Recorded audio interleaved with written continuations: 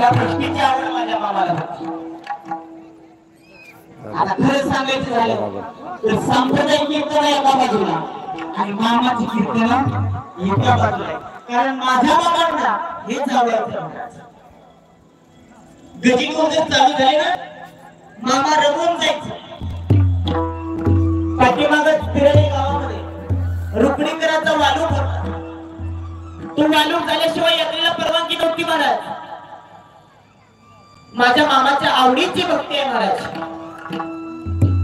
फक्त तुम्हा मला कळायला पाहिजे माझ्या मामांना फारसं काही लागत नाही। माझे मामा म्हणतात अरे बाळू डोंगराची भक्ती करायला 10 लाख रुपये लागत नाही का? पण ऐका, माफी मागून बोलतो, मामाच्या दरबारामध्ये तुम्ही सुद्धा आणि मी सुद्धा, पण या मामांच्या दरबारामध्ये आल्यानंतर आपल्या संपत्ती मधला थोडा का होईना भाग मामाच्या कार्यासाठी खर्च करा। बघा त्याच्या पाठीमागचं कारण असं आहे, तुम्ही जरी खर्च केला, मामाला काही दान दिलं, मामा कधीच तुमचं उधार ठेवणार नाही, कधी ठेवलं नाही आणि कधी ठेवणार नाही। कुणाच्या सेवेचा उधार असा आहे माझ्या संत सद्गुरू बाळूमामांचा दरबार। कधीच मामा कुणाचा उधार ठेवत नाही। जशी सेवा केली ना तसा पगार माझा देव तुम्हाला देऊन टाकतो। आणि एखादा जर म्हणाला बाळूमामाची सेवा केली आणि मामाची सेवा करून माझं चांगलं नाही झालं, माझा देव सांगतो त्या राडत्याच्या सेवेची गरज या बाळूमामाला। माझे मामा सांगतात अरे तुम्ही माझ्या दरबारामध्ये येता, माझी सेवा करता, म्हणजे बाळू धनगर उपकार करत नाही। तुम्ही जरी माझ्या दरबारामध्ये आला, माझी सेवा केली, तरी मला तुमच्या घरी जावं लागतंय, तुमच्या घराच्या सांधीमध्ये मला सर्पाचं रूप घ्यावं लागतंय आणि तुमच्या घराचं रक्षण करावं लागतंय। अरे रांडचं मग एवढंच नाही, तुमची लेकरं बाळा उपाशी मरत्याल म्हणून मला तुमच्या घराच्या चुलीमध्ये अग्नीचं रूप घ्यावं लागतंय आणि तुमच्या घरातलं अन्न शिजवावं लागतं। यापेक्षा मामाला तुमच्या आमच्यासाठी काय करावं?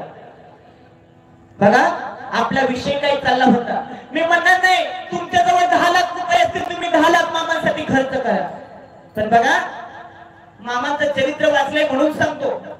माझ्या मामांनी सांगितलंय जो कोणी बाळू धनगराला रुपये देईल त्याला बाळू धनगर 10 रुपये देईल। जो कोणी बाळू धनगराला 10 रुपये देईल ना त्याला बाळू धनगर 100 देईल। जो 100 देईल त्याला 1000 देईल आणि जो 1000 या बाळू धनगराला देईल त्याला लाखानं द्यायसाठी बाळू धनगर या तळावर बसले।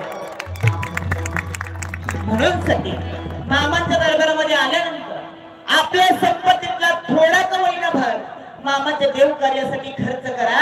अरे जगाचा मालक आदमापूरचा राजा तुमचं कल्याण केल्याशिवाय होणार। फक्त ही मामाच्या आवडीची भक्ती आहे, ही मामाची सेवा आहे। इथं फक्त आणि फक्त सेवेला किंमत आहे। माझे मामा सांगतात करशीला सेवा तर खशीला नेवा आणि करशीला चाकरी तर खशीला नोकरी। या ठिकाणी कुणी म्हणायचं नाही मी अमुक प्रॉपर्टीचा मालक आहे, मी अमुक प्रॉपर्टीचा जागीरदार आहे, अजिबात नाही।